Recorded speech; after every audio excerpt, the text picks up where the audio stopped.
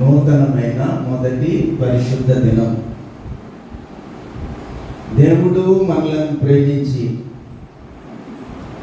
గత సంవత్సరం అంతా కూడా కాచి కాపాడి మరొక సంవత్సరాన్ని, మరొక నెలను, మరొక పరిశుద్ధ దినాన్ని దేవుడు మనకు అనుగ్రహించినందుకు మనందరి పక్షమున దేవునికి కృతజ్ఞతాస్తుతులు చెల్లిస్తున్నాం. చదవబడిన లేఖన భాగములు వెనక వచ్చిన వారు వాక్యాన్ని చూడండి. యోబు గ్రంథము, భక్తుడైన యోబు గ్రంథము 22వ అధ్యాయము 21వ వచనాన్ని నేటి దినం అంశం కొరకు చదువుకుంటున్నాము.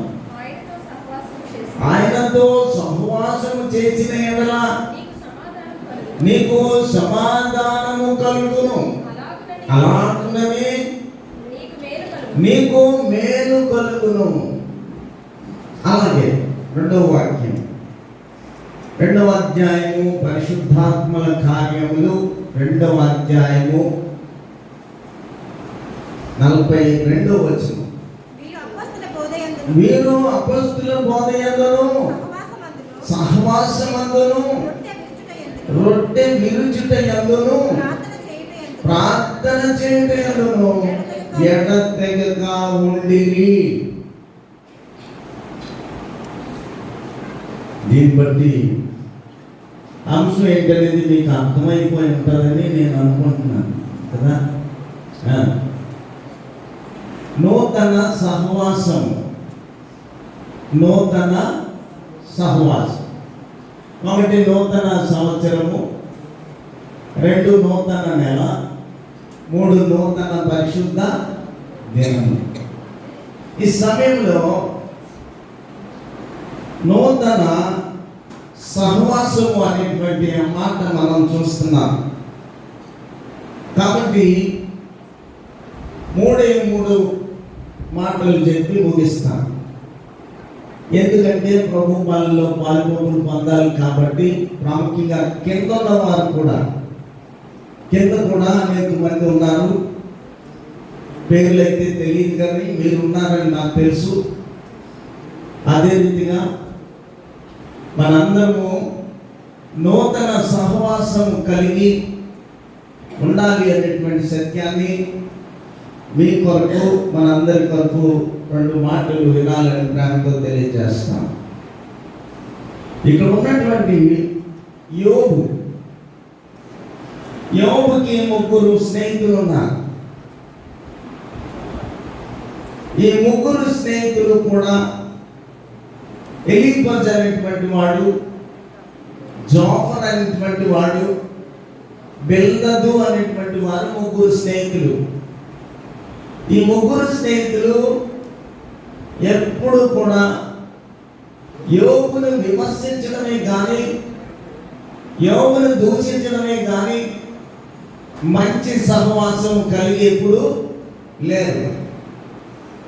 మంచి సహవాసం కలిగి ఎప్పుడు లేరు. కాబట్టి యోబు వారిని హెచ్చరిస్తున్నాడు. ఏమని హెచ్చరిస్తున్నాడంటే, దేవునితో సహవాసం చేసిన ఎడల మీకు సమాధానం దొరుకుతుంది అని హెచ్చరిస్తా ఉన్నాడు. ప్రభునందు ప్రియమైనటువంటి దేవుని బిడ్డలారా, మొదట మన కుటుంబంలో సహవాసం ఉండాలి. 2 నీ యొక్క మిత్రులతో సహవాసం ఉండాలి. 3 సంఘముతో సహవాసం ఉండాలి. 4 నువ్వు చేస్తున్న ఉద్యోగంలో మంచి సహవాసం ఉండాలి. అప్పుడే దేవునికి ఇష్టమైన రీతిలో మనం ఉంటాము అనేటువంటి సత్యాన్ని వాక్యం ద్వారా తెలియజేస్తా ఉన్నా. అందుకనే ఆయన ఏమంటున్నాడు 23వ వచనము చివరి భాగంలో, మంచి సహవాసం నీకు ఉన్నప్పుడు ఏమవుతావట నీవు. 23 చివరి భాగం. ఎందుకు అనుమానిస్తున్నారు? నీవు అభివృద్ధి పొందుతావు. మంచి సహవాసం మీకు ఉన్నప్పుడు వారందరినీ కూడా హెచ్చరిస్తున్నాడు యోబు. యోబు ఎంతో యథార్థవంతుడు, నీతిమంతుడు, దేవుని యందు భయం కలిగిన వాడు, దేవుని యందు భక్తి కలిగిన వాడు. కాబట్టి ఈ నూతన సంవత్సరంలో ఈ దినము యోబు మనల్ని హెచ్చరిస్తున్నాడనే సత్యాన్ని మీరు గ్రహించాలి. ఏం చేస్తున్నాడు? యోబు మనల్ని హెచ్చరిస్తున్నాడు.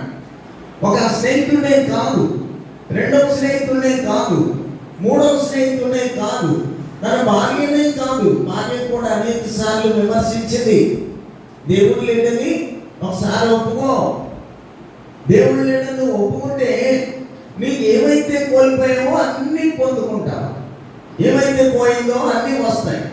కాబట్టి దేవుడు లేడని ఒక్కసారి నేను ఒప్పుకో అని చెప్పి అన్నప్పుడు అప్పుడు చెప్పినటువంటి మాట మనం వింటాం కదా. కీర్తనలు 14, కీర్తనలు 53, ఈ 2 కీర్తనలు మనం చూసినప్పుడు దేవుడు లేడని బుద్ధిహీనులు తమ హృదయంలో అనుకుంటారు. దేవుడు లేడని బుద్ధిహీనులు తమ హృదయంలో అనుకుంటారని అక్కడ వాక్యాన్ని తెలియజేసినట్లుగా 14వ కీర్తన 53వ కీర్తన ఈ 2 వాక్యాలు ఒకటే. కనుక వెంటనే హెచ్చరించాడు.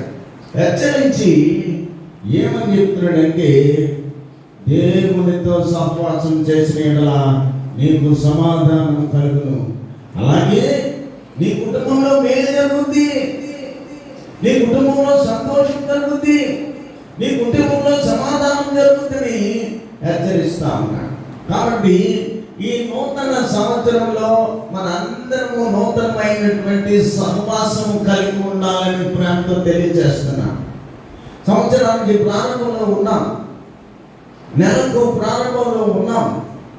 కాబట్టి మనముగా తీసుకోవలసినటువంటి తీర్మానం ఏంటి అంటే, మనందరం కలిసి మంచి సహవాసం కలిగి ఉంటే, అందుకే ఆయన చెప్తాడు కదా, ఈ యొక్క అపొస్తలుల కార్యము 2వ అధ్యాయం అక్కడ మాటలో మనం చూస్తే 42లో వీరు బోధయందును సహవాసమందును రొట్టె విరుచుటయందును ప్రార్థన చేయుటయందును ఎడతెగక సహవాసము కలిగి ఉన్నారు వారు.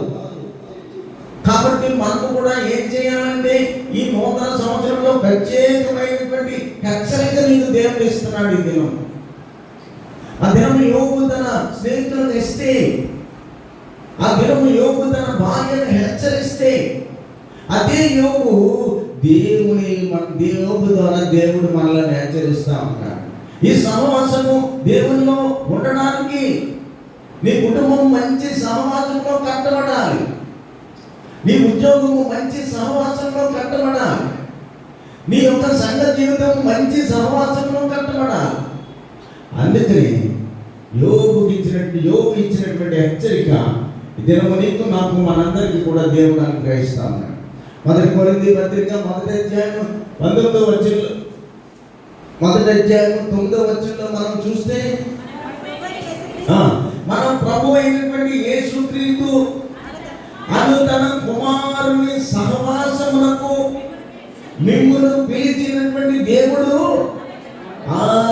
మన దేవుడు నమ్మదగిన వాడు, మన దేవుడు ఉన్నతమైన వాడు, మన దేవుడు ఎంతో శ్రేష్టమైనటువంటి వాడు. కనుక యేసుక్రీస్తు పిలుపుకు మీరు తల వంచి మంచి సహవాసంలో ఉండాలి, మంచి సహవాసంలో ఉండాలని వాక్యం తెలియజేస్తాం. కనుక సాతానుగాడు నేను కుయుక్తి పెట్టేటటువంటి ఆలోచనలు కలిగిస్తాను. సాతాను నిన్ను ఎంతో తన యొక్క క్రియలకు బలి చేసేటటువంటి స్థితిలో ఉంటాడు. కానీ చిన్నలైనా పెద్దలైనా ఎవరైనప్పటికీ కూడా, స్త్రీలైనా పురుషులైనా ఈ సంవత్సరము ఒక శ్రేష్టమైనటువంటి తీర్మానం చేసుకోవాలి. ఆ తీర్మానం ఏమిటి అంటే, నేను అందరితో మంచి సహవాసం కలిగి ఉండాలి. నీ కుటుంబం పిల్లలతోనూ, నీ అన్నదమ్ములతో, అక్కచెల్లెలతో, లేకుంటే నీ సంఘ జీవితంలో నీ యొక్క సంఘ విశ్వాసులతో, లేకుంటే ఆధ్యాత్మికమైనటువంటి సహవాసములు కలిగి ఉండాలి. మొదటిగా మనం చూస్తే నూతన సహవాసాన్ని మనం కలిగి ఉండాలని వాక్యమే తెలియజేస్తా ఉంది. అదే రీతిగా 2వ కొరింథీయులు కూడా మనం చూస్తే 13వ అధ్యాయం 14 మన ప్రభు అయిన యేసుక్రీస్తు కృపయు దేవుని ప్రేమయు పరిశుద్ధాత్మ సహవాసమును మీకందరికీ తోడే ఉంటుంది. ఎప్పుడైతే నీకు తోడే ఉంటుందో నువ్వు మంచి సహవాసం కలిగి ఉంటావు. నువ్వు ఇతరులను ప్రేమించేదానిగా, ఇతరులను ప్రేమతో పలకరించేదానిగా ఈ సహవాసం ఎప్పుడైతే ఉండదో అప్పుడు నిన్ను దేవుడు అభిషేకిస్తాడు. అక్కడ రెండు మాటలు మనం తెలియజేస్తా ఉన్నాడు. మొదటిది సహవాసం అయితే, రెండోది ఏమంటున్నాడు? సమాధానాన్ని ఇస్తాడంట. నీ సంఘ బిడ్డలతో సహవాసం కలిగి ఉంటే, రెండవది నీ కుటుంబ బిడ్డలతో నువ్వు సహవాసం కలిగి ఉంటే, మూడవది ఉద్యోగ జీవితంలో నువ్వు సహవాసం కలిగి ఉంటే నీ జీవితానికి ఏం దొరుకుతుంది? సమాధానం దొరుకుతుంది. ఎందుకు అంటే నా వెనక నలుగురు ఉన్నారు, నా కుడి పక్క నలుగురు ఉన్నారు, నా ఎడమ పక్క నలుగురు ఉన్నారు, నా ముందు నలుగురు ఉన్నారు కనుక నువ్వెంతో ధైర్యంగా ఉంటావు. ఇది సహవాసం అంటే. అంతేకాని సహవాసము క్రైస్తవ బిడ్డగా నీవు సహవాసం లేని దానిగా ఉండకూడదు. సహవాసం ఉంటే దేవుని ప్రేమ ఉంటుంది. యేసుప్రభు యొక్క ప్రత్యేకత మాదిరికరమైనటువంటి జీవితము ఆయనది. అందుకే ఇక్కడ ఏం చెప్తున్నాడు? అయితే ఆయన వెలుగులో ఉన్న మనము ఉన్న ప్రకారము వెలుగులో నడచిన యెడల మనము ఏ సహవాసం కలిగి ఉంటామో అన్యోన్య సహవాసము. అన్యోన్య సహవాసం. ముందు చర్చ్ ప్రెసిడెంట్ గారు ఉండేవారు. ఆ చర్చ్ ప్రెసిడెంట్ గారు నాకు చెప్తా ఉండేవాడు. ఏమని చెప్పాడంటే, పాస్టర్ గారు మీకు విషయం తెలిసా అన్నాడు నన్ను. మీరు చెప్తే కదా నాకు తెలిసేది అని నేను మీరు చెప్పండి నాకు తెలుస్తుంది అంటే. క్రైస్తవులు అంటే ఎవరు అనుకుంటున్నారు? క్రైస్తవులు అంటే ఎవరు అనుకుంటున్నారండి మీరు? క్రైస్తవులు అంటే దేవుని బిడ్డలే, యేసుప్రభు యొక్క శిష్యులే కదా, దేవుని బిడ్డలే కదా నేను అంటాను. ఆయన అంటాడు, చాలా పెద్ద మాట వాడాడు. ఆ మాట భయంకరమైన మాట. అది చాలా భయంకరమైన మాట. అందులో మనలో ఎవరికి ఉండకూడదు. ఒక క్రైస్తవుడిగా, క్రైస్తవురాలుగా ఈ మాట మనకు ఉండకూడదు. ఏమన్నాడంటే, అక్కడ అసలు విషయం చెప్పకుండా మినపప్పు నానబెడుతున్నారు అనుకుంటున్నారా? లేదు. కలిసి మెలిసి ఉండే శత్రువులే క్రైస్తవులు అన్నాడు. ఏమన్నాడు? కలిసి మెలిసి ఉండే శత్రువులు అంట. లోన ఉంటుంది, పైకేమో ప్రేమగా పలకరించుకుంటారండి. అంత మాట చెప్పాడండి. మీకెవరు చెప్పారన్నా? నేను ఇలాగే అన్నాను. మీకెవరు చెప్పాను? అందరూ అలా ఉంటారు అనుకున్నారండి. ఎవరో ఒకలో ఇద్దరు ఉంటారు. అవి తప్పిపోయిన గొర్రెలు, అవి తప్పిపోయిన గాడిదలు వంటివి. అందరూ అలా ఉంటారా? అందరూ ఉంటారు కదా అని నేనంటే, కాదండి, పైకి చాలా అన్యోన్యంగా ఉంటారు, పైకి మంచి సహవాసం కలిగి ఉంటాం, పైకి మంచి ప్రేమను కలిగి ఉంటాం. నూతన సహవాసము ఒకటి సహవాసం అయితే, రెండవది అన్యోన్య సహవాసం, మూడవది. ఈ రెండు ఉంటే ఏమవుతుందంట? పాటించాలి. ఎబ్రీ పత్రిక 2వ అధ్యాయము 12వ అధ్యాయము 14వ వచనంలో ఈ రెండు ఉంటే నీకు వచ్చేది ఏంటో ఇక్కడ ఉంది. అందరితో సమాధానము, పరిశుద్ధతయు కలిగి ఉండుటకు ప్రయత్నించుడి. పరిశుద్ధత లేకుండా ఎవడును సహవాసము, అన్యోన్య సహవాసం అంటే నీకు సమాధానం దొరుకుతుందంట. ఎంత దొరుకుమే, ఇబ్బందులే, లేకపోతే ఇక్కట్టులే, సమాధానం లేకపోతే మనశ్శాంతి ఉండదు. అయ్యో ఎంత దేవుడి గుడికి వెళ్తే మాత్రం లోపల ఉన్నటువంటిది ఇబ్బంది ఏముంటుంది. సెక్షన్ లేక చాలా అందంగా కూర్చున్నారు మీరు. మధ్యలో దారి ఇచ్చేసారు. ఎన్నాళ్ళు దారి ఉండేది కాదు. సెక్షన్ ఉంటే అంతా కలిసిపోయి కొట్టారు. ఇప్పుడు మధ్యలో దారి ఇచ్చేసారు. అంటే బాగానే కూర్చున్నారు. కాబట్టి దేవుని బిడ్డలారా, అందరితో సమాధానముగా ఉండాలి, అందరితో సహవాసం కలిగి ఉండాలి, అందరితో అన్యోన్య సహవాసం కలిగి ఉండాలి. ఇక్కడికి ఎన్నయ్యాయి? ఒకటి అందరితో అన్యోన్య సహవాసము, అందరితో సహవాసము, అందరితో సమాధానంగా ఉండాలి. Shalom, shalom.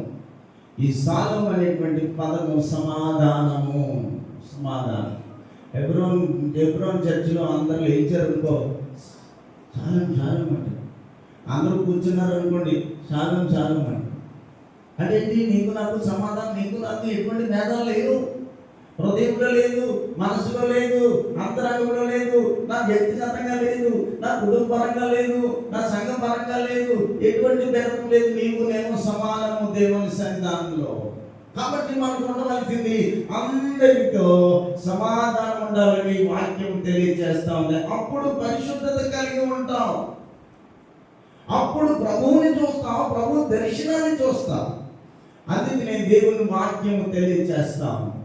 కాబట్టి దేవుని బిడ్డ, దేవుని సన్నిధిలో ఉన్నటువంటి మనము సహవాసం కలిగి, రెండవది అన్యోన్య సహవాసం కలిగి ఉన్నప్పుడు నీకు సమాధానము అనేటువంటిది దొరుకుతుందని వాక్యం తెలియజేస్తుంది. తిమోతికి రాసినటువంటి పత్రిక, పరిశుద్ధుడైన పౌలు 2వ తిమోతి పత్రిక 2వ అధ్యాయము 22వ వచనంలో,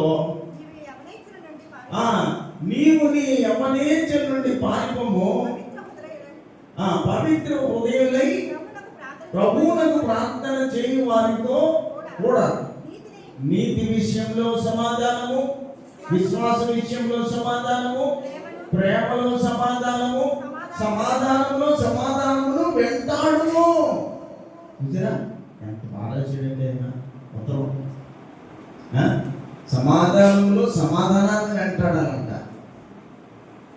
అందుకే ఒకటి, నీతిలో సహవాసం ఉండాలి, నీతిలో అన్యోన్య సహవాసం ఉండాలి, విశ్వాసంలో సహవాసం ఉండాలి. అందరూ విశ్వాసంలో సహవాసం అంటే ఏంటండి?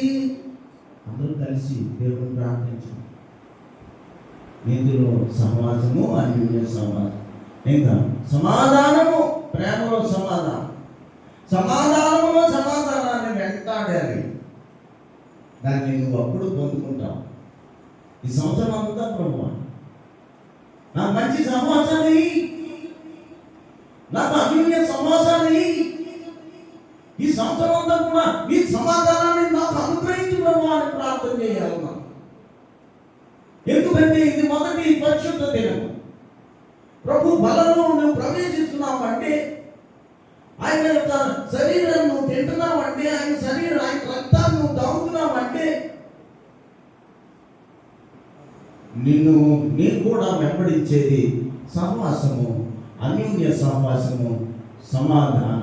ఈ 2 3 కలిగి ఉన్నప్పుడు వాక్యం చూడండి. దర్శన పత్రికలో ఒక వాక్యాన్ని చదువుకున్నాం. 10 నిమిషాలు ఉంది. మొదటి 5:13 తేదీ వాక్యం తీయుటలో సహవాసం ఉండాలి. వారి పనిని బట్టి, వారి ప్రేమతో మీరు మిక్కిలి ఘనముగా ఎంచబడని వేడుకొనుచున్నాం. మరియు అసలైన అక్కడ ఉంది, అక్కడ మీరు మరియు ఒకరితో ఒకడు మంచి సమాధానము కలిగి ఉండాలి. సమాధానం కలిగి ఉండాలి. ఇవే చిన్న మాటలు. సమాజము, అగ్ని సమాజము, సమాధానం, చిన్న మాటలు అనమాట. ఇవి చాలా హృదయాన్ని తాకేటటువంటి మాటలు, నీ మనసును తాకేటటువంటి మాటలు, నీ అంతరంగాన్ని తాకేటటువంటి మాటలు. ఇందులోనే కొండంత ఆలోచన, ఆశీర్వాదం ఉంది. కాబట్టి ఏది కూడా మనసులో పెట్టుకోకూడదు. చిన్నదైనా పెద్దైనా ఓన్లీ పొరపాటు జరిగింది, నా వంటి వాడే, నా వంటి మనిషే కదా, ఒక మాట అనుకుంటే అనుకున్నామని మనం అందరూ కూడా కలిసిపోయే వారిగా ఉండాలి. ఈ సంవత్సరం ఆది నుండి సంవత్సరాంతం వరకు ప్రయాణం చేయవలసిన వాళ్ళు మనమే. కదా మనమే. కాబట్టి ఏ విషయాన్ని మీరు ఆలోచన చేయకూడదని దేవుని వాక్యము తెలియజేస్తా ఉంది. కాబట్టి సమాధానము, ప్రభు అంటాడు 5:24 మత్తయి సువార్త. ప్రభు అంటాడు ఒక మాట చేసి మూడో చెప్పేసి చిన్న 3 చెప్తా అన్నాను, 2 అయిపోయి చూడండి. 5:24 అక్కడ బలిపీఠం ఎదుటనే నీ అర్పణను విడిచిపెట్టి మొదట వెళ్ళి నీ సహోదరునితో సమాధాన పడము, అటు తర్వాత వచ్చి. అంతకంటే అర్పణ లేదంట, అంతకంటే అర్పణ లేదు. ఒక చేతితో అర్పణ తెచ్చావు, ఒక చేతితో శత్రుత్వం తెచ్చావు. ఒక చేతితో అర్పణ తెచ్చారు, ఒక చేతితో శత్రుత్వం తెచ్చాం, పగ తెచ్చాం, కక్ష తెచ్చాం, కార్పణ్యం తెచ్చాం, విరోధం తెచ్చాం. ఇవన్నీ ఒక చేతితో పట్టుకొచ్చావు. ఓ చేతితో దేవునికి అర్పణ తెచ్చావు, నీ హృదయాన్ని. ఇది దేవునికి ఇచ్చే ముందు దీనిని పక్కన పెట్టి నీ సహోదరునితో సమాధాన పడే ముందు, దేవుని సన్నిధానంలో నీ హృదయాన్ని ఇచ్చే ముందు, నీ మనస్సుని ఇచ్చే ముందు, నీ అంతరంగాన్ని ఇచ్చే ముందు మొట్టమొదట సమాధానమని సమాధానపడే మనస్సును ముందుకు మనం తెలుసుకోవాలి. అప్పుడు నీ హృదయాన్ని దేవుడు అంగీకరిస్తాడు, అప్పుడు నీ మనస్సును దేవుడు అంగీకరిస్తాడు, అప్పుడు నీ అంతరంగాన్ని దేవుడు అంగీకరిస్తాడు. ఈ శత్రుత్వాన్ని ఎడమ చేతిలో పెట్టుకొని, నీ కక్షను ఎడమ చేతిలో పెట్టుకొని, నీ కార్పణ్యమును ఎడమ చేతిలో పెట్టుకొని, నీ విరోధత్వాన్ని ఎడమ చేతిలో పెట్టుకుని కుడి చేతితో దేవునికి ఇచ్చినప్పటికీ కూడా దేవుడు నీ హృదయాన్ని అంగీకరించని వాక్యం తెలియజేస్తున్నాను. దాన్ని నేను విడమర్చి చెప్తున్నాను తప్ప ఇందులో ఉన్న వాక్యాన్ని మీకు వివరిస్తున్నాను, ఇందులో ఉన్నదే వివరిస్తున్నాను. కాబట్టి ఈ దినమే నూతన సంవత్సరంలో నూతన సహవాసం అందరితో ఉండాలి. నూతన సంవత్సరం అన్యోన్య సహవాసం అందరితో ఉండాలి. నూతన సంవత్సరంలో నూతన సమాధానాన్ని దేవుడు నీకు ఇస్తాడు. ఇక చివరికి సంతోషం. 1 సహవాసం అయితే, 2 అన్యోన్య సహవాసం అయితే, 3 సమాధానం అయితే, 4 సంతోషాన్ని ఇస్తాడు దేవుడు. వాక్యం యోహాను సువార్త 2 మాటలు చెప్పి ముగిస్తాం. చూడండి 15వ అధ్యాయము 11వ వచనం. మీ యందు నా సంతోషము ఉండవలనియు మీ సంతోషము పరిపూర్ణము కావాలనియు ఈ సంగతులు మీతో నేను చెప్పుచున్నాను. ఇప్పుడు దాకా చెప్పిన సంగతులు నేను చెప్పినవి అన్నీ కూడా మీకు ఇప్పుడు చెప్పినట్టు ఇక్కడ వాక్యం రాయడం. కాబట్టి నూతన సంవత్సరంలో ఒక తీర్మానం చేసుకోండి. మనందరము కలిసి ఉండాలి. నీ పేరేంటి అని అడిగితే తెలుగు పంపించని ఎలా చెప్తామో ఆ పేరులో ఉన్న భావాన్ని కలిగి మనం కూడా ఒకటే అనేటువంటి విషయం కలిగి ఉండాలని ప్రేమతో తెలియజేస్తాను. మీ యందు నా సంతోషం ఉండవలనియు మీ సంతోషం పరిపూర్ణం కావాలనియు నేను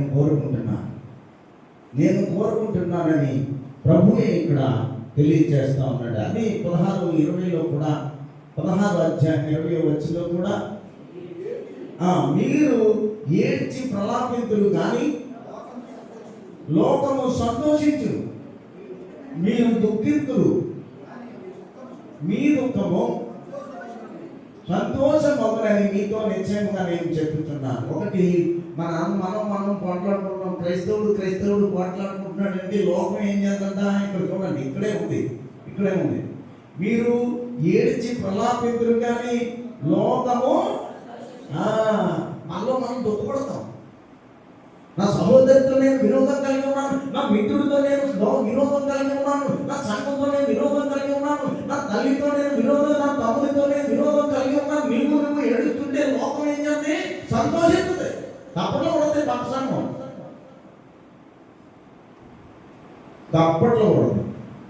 అందుకే చూడండి, మీరు దుఃఖితులు కానీ మీ దుఃఖము సంతోషమగునని మీతో నేను నిశ్చయముగా చెప్తున్నానని యేసుక్రీస్తు ప్రభువే 17:13 కూడా 17:13 కూడా. ఇప్పుడు నేను మీ వద్దకు వచ్చుచున్నాను, నా సంతోషము వారి యందు పరిపూర్ణమగునట్లు లోకమందు ఈ మాటలు చెప్పుచున్నాను. యేసుక్రీస్తు ప్రభు యొక్క సంతోషాన్ని మనం కలిగి ఉంటే అందరము మంచి సహవాసం కలిగి ఉంటాము, అన్యోన్య సహవాసం కలిగి ఉంటాము. ఆ రెండింటిలో వచ్చేదే సమాధానము, ఆ సమాధానంలో ఉన్నదే సంతోషం. 4 విషయాలు మీ కొరకు నేను తెలియజేసి ఉన్నాను. ఇక పౌలు గారు చెప్తాడు రోమపత్రికలో పౌలు గారు అన్న మాటను కూడా జ్ఞాపకం చేసుకుందాం. 12-14 వాక్యాన్ని మనం చూడండి. మిమ్మల్ని హింసించు వారిని దీవించుడు కానీ సమీపవద్దు, సంతోషించి వారితో సంతోషించాలి. కాబట్టి దేవుడు నీకు ఇచ్చిన ఆయుధం ఏంటంటే ప్రార్థన. దేవుడు నీకు ఇచ్చిన ఆయుధం ప్రార్థన. అందరి కొరకు ప్రార్థన చేయాలి. నీ కొరకు ఇతరులు ప్రార్థన చేస్తారు. మనందరము కలిసి దేవుని వాక్యాన్ని వినటిలో కానీ, దేవుని వాక్యాన్ని పంచటిలో కానీ, దేవుని యొక్క మాటలు నీవు గ్రహించటిలో కానీ దేవుని వాక్యం ద్వారా తెలియజేస్తాను. మీరు దీవించాలి కానీ ఎంత మాత్రం ఎవరిని శపించకూడదు, ఎంత మాత్రం. అందుకే ఆయన అంటాడు, బరబ్బా దగ్గరికి వచ్చాడు. దగ్గరికి వస్తే బరబ్బాని గట్టిగా హెచ్చరించాడు యేసు ప్రభు. నువ్వు వచ్చి ఈ రోమా ప్రభుత్వం మీద తిరుగుబాటు చేద్దాం, ఈ రోమా ప్రభుత్వాన్ని మనము తిరగరాసేద్దాం, నువ్వు వచ్చి నాతో అని. అప్పుడు ఆయన ప్రభు ఒక మాట అన్నాడు. ఏమన్నాడంటే, ఒకసారి ఆ సూర్యుని చూడు, లేదంటే చంద్రుని చూడు. ఈ చంద్రుని నుండి వచ్చేటటువంటి కిరణాలు నీ మీద నా మీద సమానంగా పడుతున్నాయి. కాబట్టి ఈ రోమా ప్రభుత్వం నాకు ఎక్కువ కాదు, నువ్వు నాకు తక్కువ కాదు. నేను దేవుని యొక్క నా తండ్రి ఇచ్చినటువంటి వాగ్దానాన్ని నెరవేర్చడానికి వచ్చాను, కానీ ఎవరు ఇందులో నేను తక్కువ కాదు, ఎవరు ఎక్కువ కాదు. ఆ రోమా ప్రభుత్వం ఎక్కువ కాదు, నీవు పరమాత్మైనటువంటి నీవు తక్కువ కాదు. ఒకసారి ఆ చంద్రుడిని చూడు, చంద్రకిరణాలు నీ మీద నా మీద సమానంగానే పడ్డాయి. సూర్యకిరణాలు చూడు, ఆ కిరణాలు కూడా నీ మీద నా మీద సమానంగానే పడ్డాయి. సంఘంలో కూడా ఎవరు ఎక్కువ కాదు, ఎవరు తక్కువ కాదు, అందరూ సమానులే. కనుక సహవాసం కలిగి ఉండు, అన్యోన్య సహవాసం కలిగి ఉండు. సమాధానం వస్తుంది నీకు, సంతోషం వస్తుంది నీకు. అట్టి కృప ఆయన శిలువ రక్తం చేత నిన్ను ప్రోక్షించి ఆకాశపు అప్పులకి ఆశీర్వదించి, నేనే మార్గము జీవమును నేనే సమస్తమని చెప్పిన యేసుక్రీస్తును అంగీకరిస్తే నీలో సహవాసం ఉంటుంది, అన్యోన్య సహవాసం ఉంటుంది, సమాధానం ఉంటుంది, సంతోషం ఉంటుంది. ఒకే ఒక్క మాట చదివి కీర్తనల గ్రంథంలో ఈయన చెప్తాడు. ఒక మాట చెప్పేసి ముగించు. చూడండి 16-11